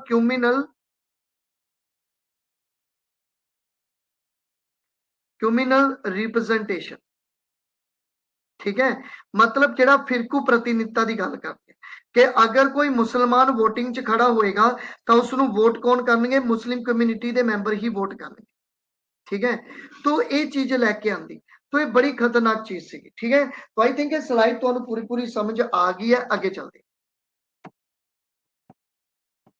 देखो, उस तो बाद आ गया जी अपने कोले लॉर्ड हार्लिंग, ठीक है। लॉर्ड हार्लिंग 2 की गल करते पे हैं, 1910 तो लैके 16 तक रहा। तुहानू पता है कि विक्टोरिया की डेथ हो चुकी है, विक्टोरिया की डेथ हो चुकी है, और विक्टोरिया की डेथ तो बाद जॉर्ज पंचम गद्दी ते बैठा। लेकिन जॉर्ज पंचम ने कहा कि मैं अपना जो राज तिलक है, जो अपना कोरोनेशन है, वो इंडिया दे विच जाके करवावांगा, ठीक है, इंडिया दे विच जाके करवावांगा। यही कारण रहा कि जॉर्ज पंचम दे आउण दी खुशी विच 1911 दे विच जेड़ा सी वो दिल्ली दरबार लग्या, ठीक है। ये तीसरा दिल्ली दरबार, लेकिन नॉर्मली आपां दूसरा दिल्ली दरबार ये मान के चलते हैं, क्योंकि जेड़ा मेरे ख्याल दूसरा दिल्ली दरबार से बहुत ज्यादा इंपॉर्टेंट दिल्ली दरबार नहीं रहा सी, इस करके ज्यादातर कंडीशन ये है कि दूसरा दिल्ली दरबार इसनू मानते हैं क्योंकि बहुत बड़ा है। लेकिन अगर आप पूरा फैक्ट देखिए तो ये तीसरा दिल्ली दरबार। तो 1911 किंग जॉर्ज पंचम दा राज तिलक हो रहा है, कह रहा मैं दिल्ली दे विच जाके राज तिलक करावांगा। इस करके इहदे आउण दी खुशी विच दिल्ली दरबार लग्या, दिल्ली नू सजाया गया, और इहदे आउण दी खुशी विच गेटवे ऑफ इंडिया मुंबई बनिया। बंगाल दी वंड नू इसने आउंदिया रद्द किया, 1911 दे विच इसने रद्द करता सीगा। बंगाल दी वंड नू अनाउंसमेंट की कि बंगाल दी वंड जिहड़ी रद्द कर दी जाएगी, और इसनू दिल्ली इन्नी ज्यादा खूबसूरत लगी कि इसने कैपिटल चेंज करने बारे भी कहता। राजधानी कलकत्ता तो दिल्ली शिफ्ट करवाने की गल करती 1911 च, मतलब अनाउंसमेंट की, लेकिन 1912 दे विच चेंज हो गया। लेकिन ऑप्शन तुसी 11 दी लानी है, चंगा। तो राजधानी कलकत्ता तो दिल्ली जिहड़ी है शिफ्ट कर दी गई 1911 दे विच, ठीक है। हुण होया कि देखो ये एक्चुअल दे विच थोड़ा ना उस तरह का सीगा कि जिस तरह के राजे रह रहे हैं इंडिया दे विच, उवें मैं भी रवांगा, ठीक है, मैं भी आवांगा। तो जिवें मतलब हाथी ते ट्रैवल करना, तो हाथी, तो ये अपना ट्रैवल करता है हाथी ते बैठ के, इहदी पत्नी पिछे बैठी है, अगे बैठा है, तो हाथी ते ट्रैवल करता है। लेकिन इस दी एक कॉन्सिक्वेंसी आंदी है रास बिहारी बोस द्वारा 1911 ਦੇ ਵਿੱਚ ਇਹ ਇੱਕ ਔਰਤਾਂ ਦੇ ਕੱਪੜੇ ਪਾ ਕੇ ਔਰਤਾਂ ਦੇ ਵਿੱਚ ਖੜੇ ਹੋ ਜਾਂਦੇ ਨੇ ਤਾਂ ਜੋ ਲਾਰਡ ਹਾਰਡਿੰਗ ਤੇ ਬੰਬ ਨੂੰ ਇੰਸਟਾਲ ਕੀਤਾ ਜਾਵੇ, ਬੰਬ ਸਿੱਟਿਆ ਜਾਵੇ। ਤਾਂ ਹੁੰਦਾ ਕੀ ਹੈ ਕਿ ਰਾਸ ਬਿਹਾਰੀ ਬੋਸ ਜਿਹੜੇ ਆ ਉਹ ਬੰਬ ਸਿੱਟਦੇ ਨੇ, ਠੀਕ ਹੈ, ਬੰਬ ਸਿੱਟਦੇ ਨੇ। तो ਜਦੋਂ ਬੰਬ ਸਿੱਟਦੇ ਨੇ तो ਅਚਾਨਕ ਉਹ ਬੰਬ ਜਾਨੀ ਕਿ ਉਹ ਪ੍ਰੋਪਰ ਤਰੀਕੇ ਨਾਲ ਡਿੱਗਦਾ ਨਹੀਂ ਹੈ ਇਹਨਾਂ ਤੇ, ਔਰ ਲਾਰਡ ਹਾਰਡਿੰਗ ਬਚ ਜਾਂਦਾ ਹੈਗਾ, ਠੀਕ ਹੈ। तो ਤੁਸੀਂ ਯਾਦ ਰੱਖਣਾ ਹੈ ਕਿ ਲਾਰਡ ਹਾਰਡਿੰਗ ਤੇ ਇੱਕ ਬੰਬ ਕਨਸਪੀਰੇਂਸੀ ਹੋਈ ਸੀਗੀ, ਬੰਬ ਕਾਂਡ ਹੋਇਆ, ਜੋ ਕਿਹਦੇ ਸਮੇਂ ਹੋਇਆ, मतलब ਕਿਹਨਾਂ ਨੇ ਕੀਤਾ? ਰਾਸ ਬਿਹਾਰੀ ਬੋਸ ਦੁਆਰਾ ਇਹ ਕੀਤਾ ਗਿਆ ਸੀ, ਇੰਪੋਰਟੈਂਟ ਹੈ। ਉਸ ਤੋਂ ਬਾਅਦ ਪਹਿਲੀ ਉਡਾਨ ਭਰੀ ਜਾਂਦੀ ਹੈ ਇਲਾਹਾਬਾਦ ਤੋਂ ਨੂਨੀ, ਠੀਕ ਹੈ, ਜਾਂ ਨੈਨੀ ਬੋਲ ਦੋ, ਕਈ ਸ਼ਬਦ ਇਸ ਨੂੰ ਨੋਨੀ ਜਾਂ ਨੈਨੀ ਦੇ ਨਾਂ ਨਾਲ ਜਾਣਦੇ ਨੇ। ਹੈਨਰੀ ਪਿਕਟ ਜਿਹੜੇ ਸੀ ਇਸ ਦੇ ਪਾਇਲਟ ਰੂਪ ਵਿੱਚ ਆਉਂਦੇ ਨੇ, और all India Hindu Mahasabha very very important, ठीक है, क्योंकि मदन मोहन मालवीय काफी इंपॉर्टेंट रोल निभाते हैं, ठीक है। तो मदन मोहन मालवीय द्वारा ऑल इंडिया हिंदू महासभा 1915 ਵਿੱਚ ਸਥਾਪਨਾ ਕੀਤੀ ਜਾਂਦੀ ਹੈ। ਮਾਲਵੀਆ ਉਹੀ ਨੇ ਜਿਨ੍ਹਾਂ ਨੇ ਗਾਂਧੀ ਅਤੇ ਡਾਕਟਰ ਬੀ ਆਰ ਅੰਬੇਡਕਰ ਦੇ ਵਿੱਚ ਵੀ ਸਮਝੌਤਾ ਕਰਵਾਇਆ, ਅੱਗੇ ਚੱਲ ਕੇ ਉਹ ਆਪਾਂ ਪੜਾਂਗੇ। ਉਸ ਤੋਂ ਬਾਅਦ ਪ੍ਰਵਾਸੀ ਭਾਰਤੀ ਦਿਵਸ ਮਨਾਇਆ ਗਿਆ। ਤੁਹਾਨੂੰ ਪਤਾ ਹੈ ਕਿ ਜੋ ਗਾਂਧੀ ਸੀ, ठीक है। गांधी ਜਦੋਂ ਆਪਣੀ ਵਕਾਲਤ ਖਤਮ ਕਰਕੇ ਇੰਡੀਆ ਚ ਆਉਂਦੇ ਨੇ ਤਾਂ ਬੰਬੇ ਦੇ ਵਿੱਚ ਔਰ ਆਪਣੇ ਰਾਜਕੋਟ ਦੇ ਵਿੱਚ ਜਦੋਂ ਇਹ ਵਕਾਲਤ ਕਰਦੇ ਨੇ ਤਾਂ ਚਲਦੀ ਤਾਂ ਨਹੀਂ ਹੈ ਕਿ ਵਕਾਲਤ ਇਹਨਾਂ ਦੀ। ਫਿਰ ਇਹਨਾਂ ਨੂੰ ਸਾਊਥ ਅਫਰੀਕਾ ਦਾ ਸੱਦਾ ਆਉਂਦਾ ਹੈ ਕਿ ਸਾਊਥ ਅਫਰੀਕਾ ਦੇ ਵਿੱਚ ਜੋ ਅਬਦੁੱਲਾ ਸੀਗੇ ਉਹਨਾਂ ਨੇ ਬੁਲਾਇਆ ਸਾਊਥ ਅਫਰੀਕਾ ਚ ਵੀ ਤੁਸੀਂ ਮੇਰੀ ਕੰਪਨੀ ਦੇ ਕੁਝ ਕੇਸ ਲੜੋ। ਤਾਂ ਇਹ ਸਾਊਥ ਅਫਰੀਕਾ ਦੇ ਵਿੱਚ ਸੀਗੇ। ਤਾਂ ਇਹ ਸਾਊਥ ਅਫਰੀਕਾ ਤੋਂ ਪ੍ਰੋਪਰ ਤਰੀਕੇ ਨਾਲ ਵਾਪਸ ਆਉਂਦੇ ਨੇ ਕਦੋਂ 9 ਜਨਵਰੀ 1915 9 जनवरी 1915 ਨੂੰ ਇਹ ਸਾਊਥ ਅਫਰੀਕਾ ਤੋਂ ਵਾਪਸ ਆਉਂਦੇ ਨੇ ਗਾਂਧੀ। ਤਾਂ ਕੁਐਸਚਨ ਆ ਸਕਦਾ ਹੈ ਕਿ ਵੀ ਗਾਂਧੀ ਜਦੋਂ ਇੰਡੀਆ ਚ ਵਾਪਸ ਆਏ ਤਾਂ ਉਸ ਸਮੇਂ मतलब ਵਾਇਸਰਾय ਕੌਣ ਸੀ? तो लॉर्ड हार्डिंग ਸੀਗੇ। ठीक है। तो गांधी वापस आते और 9 जनवरी ਦਾ ਦਿਨ ਤੁਸੀਂ ਪ੍ਰਵਾਸੀ ਭਾਰਤੀय ਦਿਵਸ ਦੇ ਰੂਪ ਵਿੱਚ ਵੀ ਆਪਾਂ ਮਨਾਉਂਦੇ ਹਾਂ, ਜਿਹਨੂੰ ਤੁਸੀਂ ਕਹਿ ਸਕਦੇ ਹੋ ਕਿ NRI ਡੇ ਦੇ ਰੂਪ ਵਿੱਚ ਇਸ ਨੂੰ ਮਨਾਇਆ ਜਾਂਦਾ ਹੈ। ਠੀਕ ਹੈ। ਹਰ 2 ਸਾਲਾਂ ਬਾਅਦ ਇਹ ਮਨਾਇਆ ਜਾਂਦਾ ਹੈ। ਤਾਂ ਗਾਂਧੀ ਵਾਪਸ ਪਰਤਦੇ ਆ 9 ਜਨਵਰੀ 1915 ਦੇ ਵਿੱਚ। ਠੀਕ ਹੈ ਜੀ। ਤਾਂ ਪਹਿਲੀ ਮਹਿਲਾ ਯੂਨੀਵਰਸਿਟੀ 1916 ਪੁਣੇ ਦੇ ਵਿੱਚ ਬਣਾਈ ਗਈ, ਇਹ ਵੀ ਇੰਪੋਰਟੈਂਟ ਪੁਆਇੰਟ ਹੈ। ਉਸ ਤੋਂ ਬਾਅਦ ਆ ਗਿਆ ਆਪਣੇ ਕੋਲੇ ਲਾਰਡ ਚੈਮਸਫੋਰਡ 1916 ਤੋਂ ਲੈ ਕੇ 1921 ਤੱਕ ਦਾ ਇਸ ਦਾ ਜਿਹੜਾ ਉਹ ਟਾਈਮ ਪੀਰੀਅਡ ਮੈਂਸ਼ਨ ਕੀਤਾ ਜਾਂਦਾ। ਠੀਕ ਹੈ। तो 1916 ਤੋਂ ਲੈ ਕੇ 1921 ਤੱਕ ਹੁਣ ਹੋਇਆ ਕੀ? ਸੂਰਜ ਸੈਸ਼ਨ ਸੀ 1907 ਦਾ, ਗਰਮ ਦਲ ਅਤੇ ਨਰਮ ਦਲ ਅਲੱਗ ਹੋਏ ਸੀਗੇ। ਲਖਨਊ ਸਮਝੌਤਾ ਹੋਇਆ 1916 ਦਾ, ਜਿਹਦੇ ਵਿੱਚ ਨਰਮ ਦਲ ਅਤੇ ਗਰਮ ਦਲ ਇੱਕ ਹੋ ਗਏ। ਵਾਪਸ ਕਾਂਗਰਸ ਇਕੱਠੀ ਹੋ ਜਾਂਦੀ ਹੈ ਲਖਨਊ ਸਮਝੌਤੇ ਵਿੱਚ, ਲਖਨਊ ਸੈਸ਼ਨ ਦੇ ਵਿੱਚ। ਤੋਂ ਸੂਰਜ ਸੈਸ਼ਨ ਦੇ ਵਿੱਚ ਅਲੱਗ ਹੋਏ ਔਰ ਲਖਨਊ ਸੈਸ਼ਨ ਦੇ ਵਿੱਚ ਇਕੱਠੇ ਹੋ ਜਾਂਦੇ ਆ। ਇਹ ਪੁਆਇੰਟ ਯਾਦ ਰੱਖਣਾ ਤੋਂ ਇੰਪੋਰਟੈਂਟ ਹੈ। ਉਸ ਤੋਂ ਬਾਅਦ ਇਸੇ ਸਮੇਂ ਹੀ ਚੰਪਾਰਨ ਸੱਤਿਆਗ੍ਰਹਿ ਹੁੰਦਾ। ਦੇਖੋ ਜਦੋਂ ਗਾਂਧੀ ਵਾਪਸ ਪਰਤਦੇ ਆ ਤਾਂ ਤੁਹਾਨੂੰ ਪਤਾ ਹੈ ਗਾਂਧੀ ਦੇ ਗੁਰੂ ਦਾ ਨਾਮ ਕੀ ਸੀ? ਤੁਸੀਂ ਮੈਨੂੰ ਆਨਸਰ ਨਹੀਂ ਦਿੰਦੇਗੇ, ਤੁਸੀਂ ਆਨਸਰ ਦਿਆ ਕਰੋ ਨਾਲ ਦੀ ਨਾਲ। ਠੀਕ ਹੈ। ਗਾਂਧੀ ਦੇ ਗੁਰੂ ਦਾ ਨਾਮ ਕੀ ਸੀ? ਮਹਾਤਮਾ ਗਾਂਧੀ ਦੇ ਗੁਰੂ ਦਾ ਨਾਮ ਜਲਦੀ ਜਲਦੀ ਮੈਨੂੰ ਕਮੈਂਟ ਕਰੋ। ਤਾਂ ਗਾਂਧੀ ਆਪਣੇ ਗੁਰੂ ਦੇ ਨਾਲ ਡਿਸਕਸ ਕਰਦੇ ਨੇ ਕਿ ਮੈਂ ਦੇਸ਼ ਦੀ ਆਜ਼ਾਦੀ ਦੇ ਵਿੱਚ ਰੋਲ ਨਿਭਾਣਾ ਹੈ। ਠੀਕ ਹੈ। ਦੇਸ਼ ਦੇ ਲਈ ਕੰਮ ਕਰਨਾ ਹੈ, ਦੇਸ਼ ਦੇ ਲਈ ਮੈਂ मतलब ਜਿਹੜਾ ਹੈਗਾ ਉਹ ਪ੍ਰੋਪਰ ਤਰੀਕੇ ਨਾਲ ਜੋ ਵੀ ਕੁਝ ਮੇਰੇ ਤੋਂ ਬਣ ਸਕਦਾ ਮੈਂ ਕਰਨਾ। ਲੇਕਿਨ ਇਹਨਾਂ ਦੇ ਗੁਰੂ ਕਹਿੰਦੇ ਵੀ ਤੁਸੀਂ ਐਂ ਕਰੋ, ਦੌਰਾ ਕਰੋ, ਪਹਿਲਾਂ ਪੂਰੇ ਇੰਡੀਆ ਨੂੰ ਘੁੰਮੋ, ਦੇਖੋ ਕੀ ਕੀ ਪ੍ਰੋਬਲਮਸ ਨੇ, ਕਿਹੜੀਆਂ ਕਿਹੜੀਆਂ ਪ੍ਰੋਬਲਮਸ ਫੇਸ ਹੋ ਰਹੀਆਂ। तो ਇਹ ਦੌਰਾ ਕਰਦੇ ਨੇ ਔਰ ਇਸੇ ਦੌਰੇ ਦੌਰਾਨ मतलब ਇਹ ਜੋ ਟਰੈਵਲਿੰਗ ਕਰਦੇ ਨੇ ਇੰਡੀਆ ਦੀ ਪੂਰੀ, ਇਸੇ ਟਰੈਵਲਿੰਗ ਦੇ ਵਿੱਚ ਇਹਨਾਂ ਨੂੰ ਜਿਹੜਾ ਕੁਝ ਪ੍ਰੋਬਲਮਸ ਨਜ਼ਰ ਆਉਂਦੀਆਂ, ਜਿਵੇਂ ਕਿ ਚੰਪਾਰਨ ਦੇ ਵਿੱਚ ਇੱਕ ਪ੍ਰੋਬਲਮ ਸੀਗੀ। ਠੀਕ ਹੈ। ਤਾਂ ਚੰਪਾਰਨ ਦੇ ਵਿੱਚ ਇੱਕ ਸੱਤਿਆਗ੍ਰਹਿ ਕਰਾ ਦਿੰਦੇ ਨੇ 1917 ਦੇ ਵਿੱਚ। ਤਾਂ ਗਾਂਧੀ ਜਦੋਂ ਇੰਡੀਆ 'ਚ ਵਾਪਸ ਆਉਂਦੇ ਨੇ ਤਾਂ ਇਹਨਾਂ ਦੇ 3 ਅੰਦੋਲਨ ਤੁਸੀਂ ਯਾਦ ਰੱਖਣੇ ਨੇ। ਪਹਿਲਾ ਚੰਪਾਰਨ ਦਾ ਸੱਤਿਆਗ੍ਰਹਿ ਜੋ ਕਿ 1917 ਦੇ ਵਿੱਚ ਹੋਇਆ। ਫਿਰ ਅਹਿਮਦਾਬਾਦ ਦਾ ਜੋ ਕਿ 1918 ਦੇ ਵਿੱਚ ਹੋਇਆ, ਫੈਕਟਰੀ ਮਾਲਕਾਂ ਦੇ ਵਿਰੁੱਧ ਇਹ ਅੰਦੋਲਨ ਹੋਇਆ ਸੀ, ਤੁਹਾਨੂੰ ਪਤਾ ਹੋਏਗਾ। ਫਿਰ ਖੇੜਾ ਅੰਦੋਲਨ ਸੀ 1918 ਦਾ। ਠੀਕ ਹੈ। ਤਾਂ ਗਾਂਧੀ ਵੱਲੋਂ 3 ਅੰਦੋਲਨ ਤੁਸੀਂ ਬਹੁਤ ਜ਼ਿਆਦਾ, ਬਿਲਕੁਲ ਵੈਰੀ ਗੁੱਡ, ਬਹੁਤ ਅੱਛਾ ਗੋਪਾਲ ਕ੍ਰਿਸ਼ਨ ਗੋਖਲੇ। ਠੀਕ ਹੈ। ਤਾਂ ਚੰਪਾਰਨ ਸੱਤਿਆਗ੍ਰਹਿ 1917 ਦੇ ਵਿੱਚ ਅਹਿਮਦਾਬਾਦ ਅਤੇ ਗਾਂਧੀ ਵੱਲੋਂ ਖੇੜਾ ਅੰਦੋਲਨ ਜਿਹੜਾ ਸੀ 1918 ਦੇ ਵਿੱਚ ਕਰਵਾਏ ਗਏ ਸੀ। ਪਹਿਲੇ ਅੰਦੋਲਨ ਹੈ। ਦੇਖੋ ਇਹ ਕੁਐਸਚਨ ਪੁੱਛਦੇ ਨੇ ਕਿ ਮਹਾਤਮਾ ਗਾਂਧੀ ਦਾ ਪਹਿਲਾ ਅੰਦੋਲਨ ਕਿਹੜਾ ਸੀ? ਵੈਸੇ ਤਾਂ ਇਹਨਾਂ ਨੇ ਆਪਣੇ ਅੰਦੋਲਨ ਸਾਊਥ ਅਫਰੀਕਾ ਦੇ ਵਿੱਚ ਸ਼ੁਰੂ ਕਰਤੇ ਸੀ, ਲੇਕਿਨ ਅਗਰ ਪੁੱਛਦੇ ਨੇ ਕਿ ਇੰਡੀਆ ਦੇ ਵਿੱਚ ਮਹਾਤਮਾ ਗਾਂਧੀ ਦਾ ਪਹਿਲਾ ਅੰਦੋਲਨ ਕਿਹੜਾ ਸੀ ਤਾਂ ਉਹ ਚੰਪਾਰਨ ਦਾ ਸੱਤਿਆਗ੍ਰਹਿ ਜਿਹੜਾ ਸੀਗਾ ਉਹ ਮੰਨਿਆ ਜਾਏਗਾ। ਤਾਂ ਇਸ ਚੀਜ਼ ਨੂੰ ਤੁਸੀਂ ਕੁਐਸਚਨ ਦੇ ਅਕੋਰਡਿੰਗ ਪੜ੍ਹਨਾ। ਉਸ ਤੋਂ ਬਾਅਦ ਮੌਂਟੇਗਿਊ ਦਾ ਅਗਸਤ ਐਲਾਨਨਾਮਾ ਜਿਹੜਾ ਸੀਗਾ ਉਹ ਆਂਦਾ ਜੀ। ਠੀਕ ਹੈ। तो ਮੌਂਟੇਗਿਊ ਜਿਹੜਾ ਸੀਗਾ ਉਸ ਦਾ ਅਗਸਤ ਐਲਾਨਨਾਮਾ ਤੁਸੀਂ ਕਹਿ ਸਕਦੇ ਹੋ ਮੌਂਟੇਗਿਊ ਡਿਕਲੇਰੇਸ਼ਨ ਆਈ 1917 ਦੀ। ਠੀਕ ਹੈ। ਇਸ ਦੇ ਵਿੱਚ ਐਕਚੁਅਲ ਦੇ ਵਿੱਚ ਆਪਣੀ ਡਿਮਾਂਡ ਚੱਲਦੀ ਪਈ ਸੀਗੀ ਕਿ ਵੀ ਜਾਂ ਤਾਂ ਤੁਸੀਂ ਸਾਨੂੰ ਆਜ਼ਾਦ ਕਰੋ, ਠੀਕ ਹੈ, ਜਾਂ ਮਤਲਬ ਤੁਸੀਂ ਇਸ ਤਰ੍ਹਾਂ ਕਰੋ, ਸਾਡਾ ਸੰਵਿਧਾਨ ਬਣਾ ਕੇ ਦਿਓ ਸਾਨੂੰ, ਤੁਸੀਂ ਕਿਸ ਤਰ੍ਹਾਂ ਦੀ ਆਜ਼ਾਦੀ ਦੇਣਾ ਚਾਹੁੰਦੇ ਹੋ, ਕਿ ਤੁਸੀਂ ਡੋਮੀਨੀਅਨ ਸਟੇਟਸ ਦੇਣਾ ਚਾਹੁੰਦੇ ਹੋ ਜਾਂ ਕਿਸ ਤਰ੍ਹਾਂ ਦੀਆਂ ਮਤਲਬ ਜਿਹੜੀਆਂ ਉਹ ਤੁਸੀਂ ਸਟੇਟਸ ਜਿਹੜਾ ਸਾਨੂੰ ਪ੍ਰੋਵਾਈਡ ਕਰਨਾ ਹੈ। तो डोमिनल स्टेटस ਦੀ ਇਹਨਾਂ ਨੇ ਡਿਮਾਂਡ ਸਾਡੀ ਮੰਨੀ ਸੀਗੀ ਕਿ ਬਈ ਅਸੀਂ ਡੋਮੀਨਲ ਸਟੇਟਸ ਦੇਣਾ। 1928 ਦੇ ਵਿੱਚ ਵੀ ਅਸੀਂ ਡਿਮਾਂਡ ਰੱਖੀ ਹੈ ਜਦੋਂ ਨਹਿਰੂ ਰਿਪੋਰਟ ਆਈ ਹੈ ਕਿ ਬਈ ਚਲੋ ਠੀਕ ਹੈ ਤੁਸੀਂ ਸਾਨੂੰ ਡੋਮੀਨਲ ਸਟੇਟਸ ਜਿਹੜਾ ਉਹ ਪ੍ਰੋਵਾਈਡ ਕਰ ਦਿਓ, ਲੇਕਿਨ ਇਹਨਾਂ ਨੇ ਐਸਾ ਕੁਝ ਨਹੀਂ ਕੀਤਾ ਸੀ ਕਾਫੀ ਟਾਈਮ ਤੱਕ। तो ਮੌਂਟੇਗਿਊ ਦਾ ਅਗਸਤ ਐਲਾਨਨਾਮਾ ਤੁਸੀਂ ਯਾਦ ਰੱਖ ਸਕਦੇ ਹੋ 1917 ਦਾ। ਐਕਚੁਅਲ ਦੇ ਵਿੱਚ ਮੈਚਿੰਗ ਦੇ ਵਿੱਚ ਕੁਐਸਚਨ ਤੁਹਾਨੂੰ ਪੁੱਛਿਆ ਜਾਂਦਾ ਹੈਗਾ, ਜਦੋਂ ਆਪਾਂ ਕੁਐਸਚਨ ਪੜਾਂਗੇ ਉਹਦੇ ਵਿੱਚ ਇਹ ਕਲੀਅਰ ਕਰਾਂਗੇ। ਫਿਰ ਰੋਲਟ ਐਕਟ 1919 ਦਾ ਆਇਆ। ਜਲਿਆਂਵਾਲੇ ਬਾਗ ਦਾ ਸਾਕਾ 1919 ਹੁੰਦਾ, ਇਹਦੇ ਬਾਰੇ ਭਲੀ ਭਾਂਤੀ ਤੁਸੀਂ ਜਾਣਦੇ ਹੋਵੋਗੇ। ਰੋਲਟ ਐਕਟ ਜਿਹਨੂੰ ਤੁਸੀਂ ਕਾਲਾ ਕਾਨੂੰਨ ਦੇ ਨਾਂ ਨਾਲ ਵੀ ਜਾਣਦੇ ਹੋ। ਕਾਲਾ ਕਾਨੂੰਨ, ਕਾਲਾ ਕਾਨੂੰਨ 1919 ਦੇ ਵਿੱਚ ਪਾਰਿਤ ਕੀਤਾ ਗਿਆ ਸੀਗਾ। ਠੀਕ ਹੈ। ਔਰ ਇਸ ਕਾਨੂੰਨ ਦੇ ਤਹਿਤ ਕੀ ਸੀਗਾ ਕਿ ਮਤਲਬ ਜਿਹੜੇ ਲੋਕ ਸੀਗੇ ਉਹਨਾਂ ਨੂੰ ਇਕੱਠਾ ਹੋਣ ਦੀ ਇਜਾਜ਼ਤ ਨਹੀਂ ਦਿੱਤੀ ਸੀਗੀ, ਔਰ ਅਗਰ ਕੋਈ इकट्ठे होणगे तो उन्होंने अरेस्ट कर दिता जाएगा 3 सालों लिए और विदाउट एनी ट्रायल उन्होंने सजा सुना दी जाती सी। तो गांधी ने इसको काला कानून कह के संबोधन किया। प्रॉब्लम ये आई कि कुछ पंजाब दे विच कुछ परसन जिहड़े सीगे एक्चुअल दे विच पंजाब दे विच दो लीडर काफी इंपॉर्टेंट लीडर उस समय मन्ने जाते सीगे, डॉक्टर सैफुद्दीन किचलू अते सत्यपाल।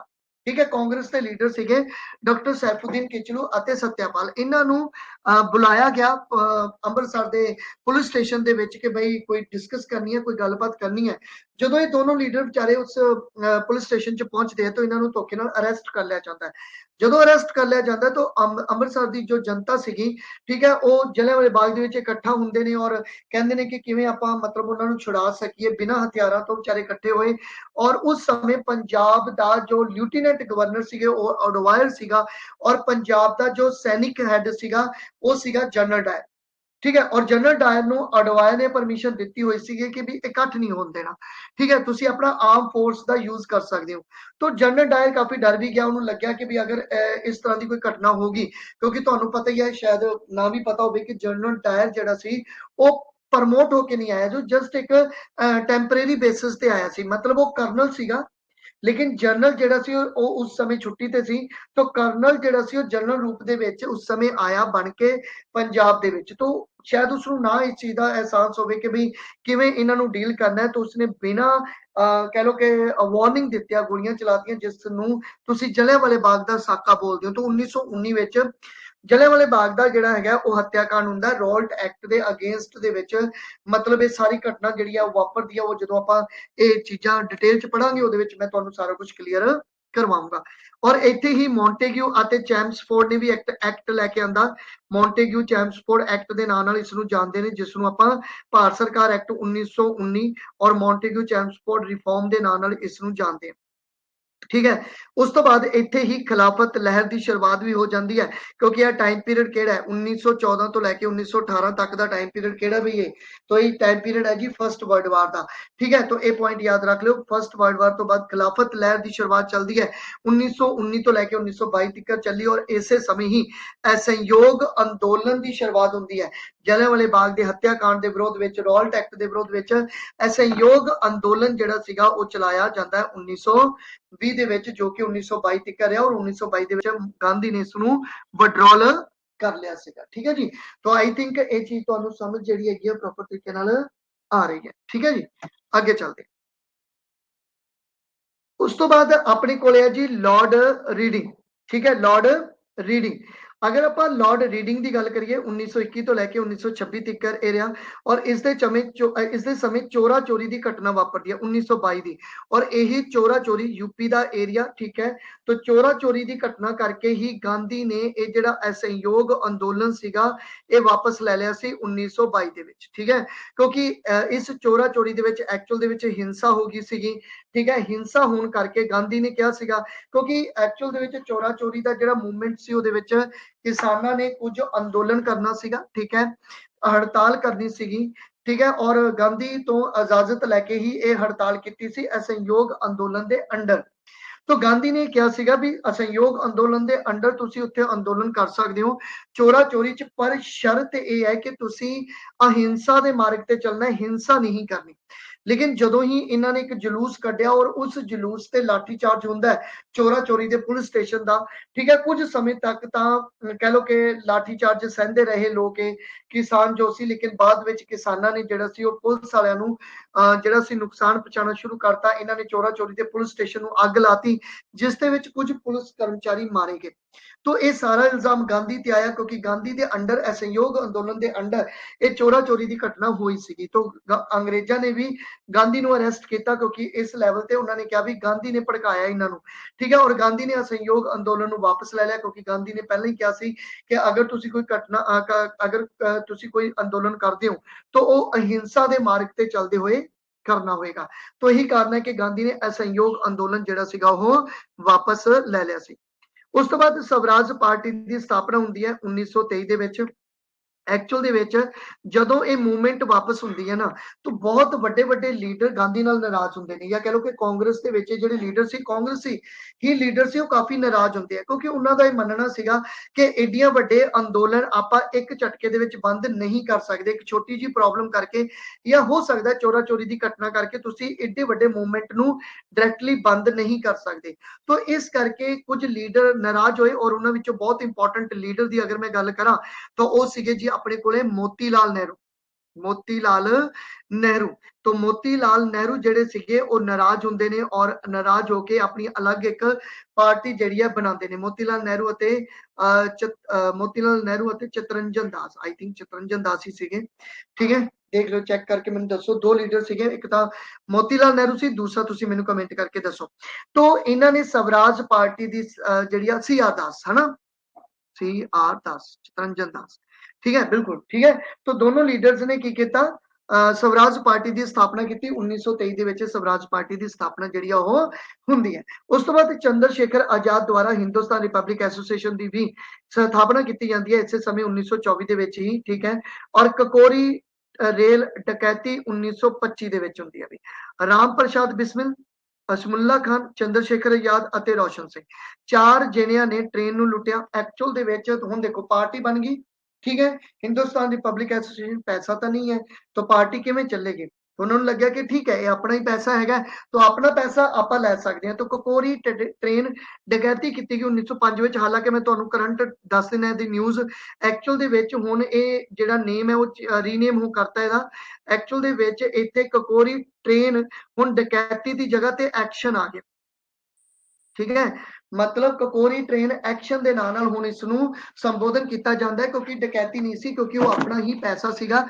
ਤੋਂ ਡਕੈਤੀ ਨਹੀਂ ਸੀ ਉਹ ਠੀਕ ਹੈ ਤੋਂ ਇਹ ਪੁਆਇੰਟ ਵੀ ਤੁਸੀਂ ਯਾਦ ਰੱਖ ਸਕਦੇ ਹੋ ਔਰ ਭਾਰਤੀ ਕਮਿਊਨਿਸਟ ਪਾਰਟੀ ਐਮ ਐਨ ਰॉय 1925 ਸਥਾਪਨਾ ਹੁੰਦੀ ਹੈ ਆਪਾਂ ਪੋਲਿਟੀ ਦੇ ਵਿੱਚ ਵੀ ਜਿਹੜਾ ਇਸ ਚੀਜ਼ ਨੂੰ ਕਵਰ ਕੀਤਾ ਹੈਗਾ ਕਲੀਅਰ ਹੋ ਗਈ ਗੱਲ ਉਸ ਤੋਂ ਬਾਅਦ ਹੈ ਲਾਰਡ ਇਰਵਿਨ 1926 ਤੋਂ ਲੈ ਕੇ 1931 ਤੱਕ ਰਿਹਾ ਔਰ ਸਾਈਮਨ ਕਮਿਸ਼ਨ ਟੂ ਇੰਡੀਆ 1927 ਦੇ ਵਿੱਚ ਸਾਈਮਨ ਕਮਿਸ਼ਨ ਦੀ ਸਥਾਪਨਾ ਹੁੰਦੀ ਹੈ ਦੇਖੋ ਮੈਂ 1919 ਦਾ ਇੱਕ ਐਕਟ ਦੱਸ ਕੇ ਆਇਆ ਸੀ ਮੌਰਲੇ ਮਿੰਟੋ ਰਿਫਾਰਮ ਇਸ ਐਕਟ ਦੇ ਵਿੱਚ ਆਪਾਂ ਨੂੰ ਇੱਕ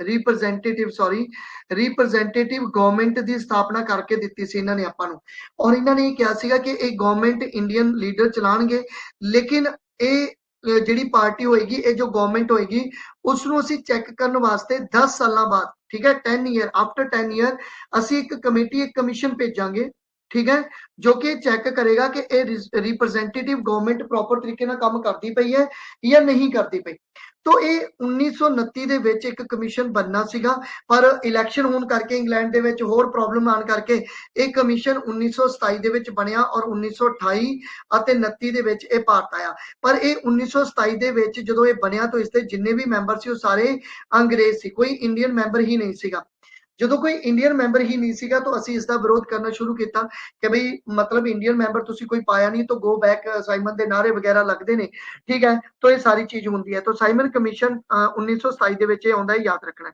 ਉਸ ਤੋਂ ਬਾਅਦ ਹਾਈ ਕੋਰਟ ਬਟਲਰ ਭਾਰਤੀ ਰਾਜ ਕਮਿਸ਼ਨ ਦੀ ਸਥਾਪਨਾ ਹੋਈ ਸੀਗੀ 1927 ਦੇ ਵਿੱਚ ਇੰਪੋਰਟੈਂਟ ਹੈ ਯਾਦ ਰੱਖ ਲਿਓ ਲਾਰਡ ਇਰਵਿਨ ਦੇ ਸਮੇਂ ਹੁਣ ਇਸੇ ਸਮੇਂ ਹੀ ठीक है जो ये प्रॉब्लम चलती पई है नेहरू रिपोर्ट भी आती है 1928 की देखो होया की सी कि इस समय जो बार्कन हैड सीगे ठीक है जो बार्कन हैड सीगे उस समय दे सैकटरी सीगे तो बार्कन हैड ने ना आपां नूं एक चैलेंज कीता सीगा कि चलो ठीक है तुसी संविधान संविधान संविधान करी जांदे हो कि सानू साडा संविधान बना के दो सानू साडा संविधान बनान दो जाओ तुसी बना के देखो तुसी अपना संविधान खुद बना के देखो जेकर तुसी संविधान अपना सही बना लिया ठीक है और वो सारियां पार्टियां ने मान लिया उस संविधान नूं तो असीं तुहानूं जिहड़ा हैगा वो एक जिहड़ा डोमिनियल स्टेटस जिहड़ा उस तो भी अगे दी जिहड़ी चीज़ है वो प्रोवाइड करांगे ठीक है ये जो चैलेंज सीगा बार्कन हैड दा एक किहने एक्सेप्ट कीता मोतीलाल नेहरू ने ठीक है मोतीलाल नेहरू ने इस चैलेंज ਨੂੰ एक्सेप्ट ਕੀਤਾ ਕਿ ਠੀਕ ਹੈ ਮੈਂ ਤੁਹਾਨੂੰ ਖਰੜਾ ਤਿਆਰ ਕਰਕੇ ਦੇਣਾ ਡਰਾਫਟ ਤਿਆਰ ਕਰਕੇ ਦੇਣਾ ਕਨਸਟੀਟਿਊਸ਼ਨ ਦਾ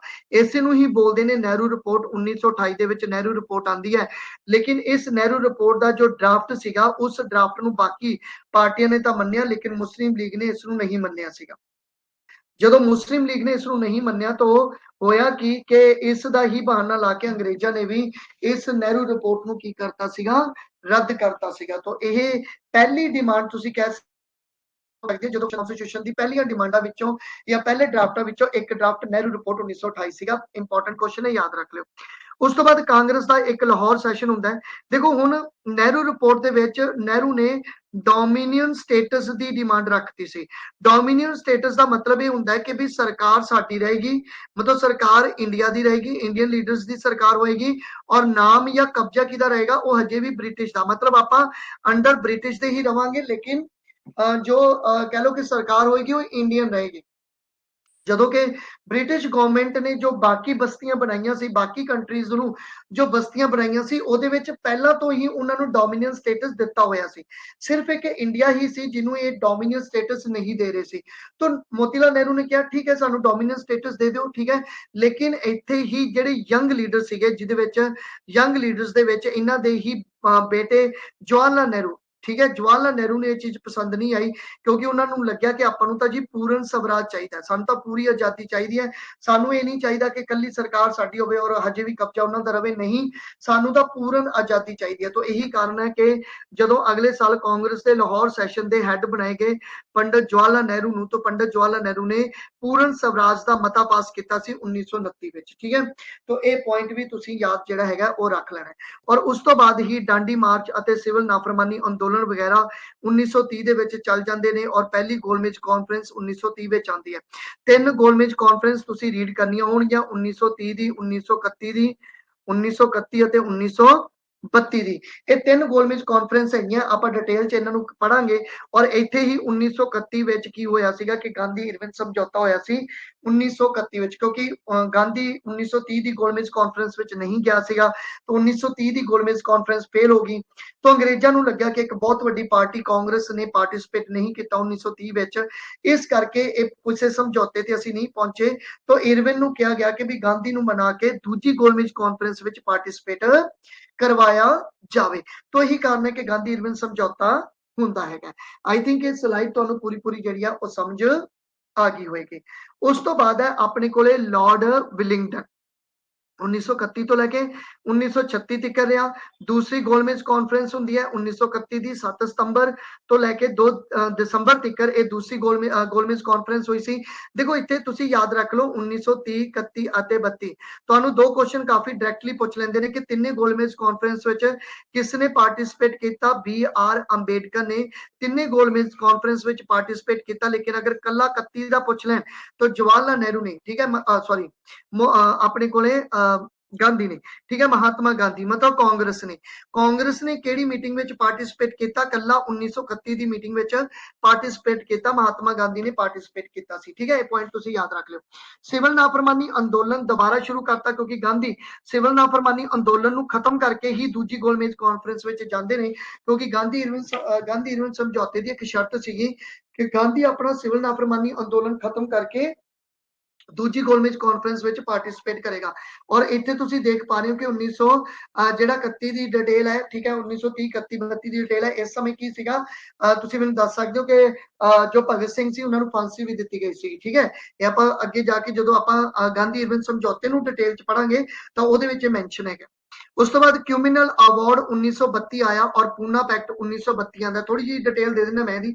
ਦੇਖੋ ਐਕਚੁਅਲ ਦੇ ਵਿੱਚ ਜਦੋਂ ਪਹਿਲੀ ਗੋਲਮੇਜ ਕਾਨਫਰੰਸ ਸੀਗੀ, ਇਸ ਪਹਿਲੀ ਗੋਲਮੇਜ ਕਾਨਫਰੰਸ ਦੇ ਵਿੱਚ ਡਾਕਟਰ BR ਅੰਬੇਡਕਰ ਨੇ ਇੱਕ ਡਿਮਾਂਡ ਰੱਖੀ ਸੀਗੀ, ਠੀਕ ਹੈ। ਇਹਨਾਂ ਨੇ ਇਹ ਡਿਮਾਂਡ ਰੱਖੀ ਸੀ ਕਿ ਜਿਸ ਤਰ੍ਹਾਂ 1909 ਵਿੱਚ ਮੁਸਲਿਮ ਕਮਿਊਨਿਟੀ ਨੂੰ ਤੁਸੀਂ ਰਿਪਰੈਜ਼ੈਂਟੇਸ਼ਨ ਦਿੱਤੀ ਹੋਈ ਹੈ, 1919 ਦੇ ਵਿੱਚ ਤੁਸੀਂ ਸਿੱਖਾਂ ਨੂੰ, ਐਂਗਲੋ ਇੰਡੀਅਨਸ ਨੂੰ ਤੁਸੀਂ ਰਿਪਰੈਜ਼ੈਂਟੇਸ਼ਨ ਦਿੱਤੀ ਹੈ ਕਿ ਜੋ VOTING 'ਚ ਖੜਾ ਹੋਊਗਾ ਉਹਦੀ ਕਮਿਊਨਿਟੀ ਹੀ ਉਸਨੂੰ ਵੋਟ ਪਾਊਗੀ। ਕੀ ਤੁਸੀਂ ਸੇਮ ਉਸੇ ਤਰ੍ਹਾਂ ਹੀ ਆਪਣੇ ਜਿਹੜੇ ਡਿਪਰੈਸਡ ਕਲਾਸਿਸ ਹੈ, ਠੀਕ ਹੈ, ਜੋ ਲੋਅਰ ਕਾਸਟ ਹੈ, ਜੋ ਡਿਪਰੈਸਡ ਕਲਾਸਿਸ ਹੈ, ਉਹਨਾਂ ਨੂੰ ਤੁਸੀਂ ਇਹ ਕਿਊਮੂਲਰ ਰਿਪਰੈਜ਼ੈਂਟੇਸ਼ਨ ਦੇ ਦਿਓ। ਪਰ ਪਹਿਲੀ ਗੋਲਮੇਜ ਕਾਨਫਰੰਸ ਦੇ ਵਿੱਚ ਤਾਂ ਇਹ ਨਹੀਂ ਮੰਨਿਆ ਗਿਆ, ਲੇਕਿਨ ਦੂਜੀ ਗੋਲਮੇਜ ਕਾਨਫਰੰਸ ਦੇ ਵਿੱਚ ਡਾਕਟਰ BR ਅੰਬੇਡਕਰ ਦੀ ਇਸ ਡਿਮਾਂਡ ਨੂੰ ਮੰਨ ਲਿਆ ਗਿਆ ਸੀਗਾ ਕਿਊਮੂਲਰ ਰਿਪਰੈਜ਼ੈਂਟੇਸ਼ਨ ਦੇ ਰੂਪ ਦੇ ਵਿੱਚ 1932 ਵਿੱਚ। ਲੇਕਿਨ ਦੂਜੀ ਗੋਲਮੇਜ ਕਾਨਫਰੰਸ ਵਿੱਚ ਤੁਹਾਨੂੰ ਪਤਾ ਹੈ ਗਾਂਧੀ ਵੀ ਉੱਥੇ ਸੀਗਾ, ਤਾਂ ਗਾਂਧੀ ਨਾਰਾਜ਼ ਹੁੰਦਾ ਹੈ, ਕਿਉਂਕਿ ਗਾਂਧੀ ਨੂੰ ਲੱਗਦਾ ਹੈ ਕਿ ਜੋ ਡਿਪਰੈਸਡ ਕਲਾਸਿਸ ਆ ਉਹ ਹਿੰਦੂ ਹੈ, ਤਾਂ ਹਿੰਦੂਆਂ ਦੇ ਵਿੱਚ ਤੁਸੀਂ ਦੋ ਫਾੜ ਕਰਤੇ, ठीक है, हिंदुओं ਦੇ ਵਿੱਚ ਤੁਸੀਂ ਕਮਿਊਨਲ ਡਿਵਾਈਡੇਸ਼ਨ ਕਰਤਾ ਜੋ ਕਿ ਗਲਤ ਹੈ। तो गांधी ਅਤੇ ਡਾਕਟਰ ਬੀ ਆਰ ਅੰਬੇਡਕਰ ਦੇ ਵਿੱਚ ਇੱਕ ਡਾਇਰੈਕਟ ਜਿਹੜਾ ਡਿਸਪਿਊਟ ਪੈਦਾ ਹੋ ਜਾਂਦਾ ਹੈ, ਡਿਬੇਟ ਹੋ ਜਾਂਦੀ ਹੈ। तो गांधी नाराज होकर दूसरी गोलमेज कॉन्फ्रेंस ਨੂੰ ਛੱਡ ਕੇ ਵਾਪਸ ਆ ਜਾਂਦੇ ਨੇ ਔਰ ਵਾਪਸ ਆ ਕੇ ਸਿਵਲ ਨਾਫਰਮਾਨੀ ਅੰਦੋਲਨ ਦੁਬਾਰਾ ਸ਼ੁਰੂ ਜਿਹੜੇ ਸੀਗੇ ਉਹਨਾਂ ਨੇ ਕੀਤੇ ਸੀਗੇ। ਲੇਕਿਨ ਗਾਂਧੀ ਨੂੰ ਦੁਬਾਰਾ ਅਰੈਸਟ ਕਰ ਦਿੱਤਾ ਜਾਂਦਾ ਹੈ ਪੂਨਾ ਜੇਲ੍ਹ ਦੇ ਵਿੱਚ, ਯਰਵਾੜਾ ਜੇਲ੍ਹ ਦੇ ਵਿੱਚ। ਪੂਨਾ ਜੇਲ੍ਹ ਦੇ ਵਿੱਚ ਜਿਹੜਾ ਸੀਗਾ, ठीक है, यरवाड़ा जेल ਦੇ ਵਿੱਚ ਉਹਨਾਂ ਨੂੰ ਅਰੈਸਟ ਕੀਤਾ ਗਿਆ ਔਰ ਇਸੇ ਜੇਲ੍ਹ ਦੇ ਵਿੱਚ ਗਾਂਧੀ ਨੇ ਮਰਨ ਵਰਤ ਰੱਖਿਆ। ਠੀਕ ਹੈ, ਔਰ ਇਸ ਮਰਨ ਵਰਤ ਨੂੰ ਖਤਮ ਕਰਨ ਦੇ ਲਈ ਹੀ ਗਾਂਧੀ ਅਤੇ ਡਾਕਟਰ ਬੀ ਆਰ ਅੰਬੇਡਕਰ ਦੇ ਵਿੱਚ ਇੱਕ ਸਮਝੌਤਾ ਹੁੰਦਾ ਹੈ ਜਿਸ ਨੂੰ ਪੂਨਾ ਪੈਕਟ ਬੋਲਦੇ 1932 ਦਾ। ਔਰ ਇਹ ਸਮਝੌਤਾ ਕਰਾਇਆ ਕਿਨੇ ਸੀਗਾ? ਮਦਨ ਮੋਹਨ ਮਾਲਵੀਆ ਨੇ ਇਹ ਸਮਝੌਤਾ ਕਰਾਇਆ ਸੀ। ਪੁਆਇੰਟ ਯਾਦ ਰੱਖਣਾ, ਠੀਕ ਹੈ। ਔਰ ਉਸ ਤੋਂ ਬਾਅਦ ਤੀਜੀ ਗੋਲਮੇਜ ਕਾਨਫਰੰਸ ਹੁੰਦੀ ਹੈ 1932, ਕਾਂਗਰਸ ਪਾਰਟਿਸਿਪੇਟ ਨਹੀਂ ਕਰਦੀ ਔਰ ਤੀਸਰੀ ਗੋਲਮੇਜ ਕਾਨਫਰੰਸ ਵੀ ਫੇਲ ਹੋ ਗਈ। ਪਹਿਲੀ ਵੀ, ਦੂਜੀ, ਤੀਜੀ ਤਿੰਨੋਂ ਫੇਲ ਹੋ ਗਈਆਂ। ਔਰ ਉਸ ਤੋਂ ਬਾਅਦ 1933 ਵਿੱਚ ਇਹਨਾਂ ਨੇ ਇੱਕ ਵਾਈਟ ਪੇਪਰ ਇਸ਼ੂ ਕੀਤਾ, ਯਾਦ ਰੱਖ ਲਿਓ ਵਾਈਟ ਪੇਪਰ ਇਸ਼ੂ ਹੁੰਦਾ ਹੈ 1933 ਵਿੱਚ। ਔਰ 1935 ਵਿੱਚ ਭਾਰਤ ਸਰਕਾਰ ਐਕਟ ਲੈ ਕੇ ਆਂਦਾ ਹੈ, ਠੀਕ ਹੈ। ਉਸ ਤੋਂ ਬਾਅਦ ਆ ਗਏ ਲਾਰਡ ਲਿਨਲਿਥਗੋ। 1936 ਤੋਂ ਲੈ ਕੇ 44 ਤੱਕ ਇਹ ਰਹਿੰਦੇ ਨੇ ਔਰ ਭਾਰਤ ਦੇ ਵਾਇਸਰਾਏ ਵਜੋਂ ਸਭ ਤੋਂ ਲੰਬਾ ਕਾਰਜਕਾਲ ਇਹਨਾਂ ਨੇ ਰੱਖਿਆ।